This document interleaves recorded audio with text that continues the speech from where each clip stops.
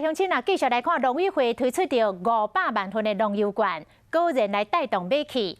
台中各区农会农特产品销量是大大来增加。大甲农会一天的营业额为2万增加到20万，成长10倍。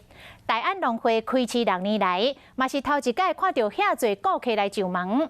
另外，婚姻馆的西里农会嘛因为顾客伤多了，员工只好来加班。 民众来到云林西里农会农产行销中心买农产品，有人买饮料、豆油，有人一摆来买几啊包米，都还阁用塞车。大家拢是抽到农委会推出的农油券，特别对白乡镇来消费。西里农会讲，发放农油券了后，农产品的销量有变济，都还阁加班。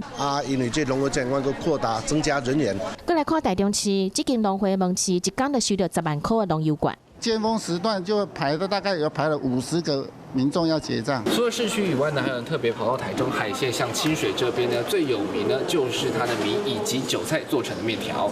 我选我需要的。大家的农会嘛统计，发送农油券了后，一天的营收加10倍。所以本来可能2、3万，今天可能20几万这样。对，有可能。大家搁过去大安农会生意嘛袂歹。 黑胡椒咸猪肉，煎一煎很好吃。各种猪肉销量拢袂歹。工作人员讲，门市开6年以来，唔捌对过遐尼侪人过，根本袂互补货。人潮就是络绎不绝，抢棍。大安农会统计，逐天营收至少是加8倍到9倍。这礼拜收到农油券名额，已经含顶个月总营收差不多了。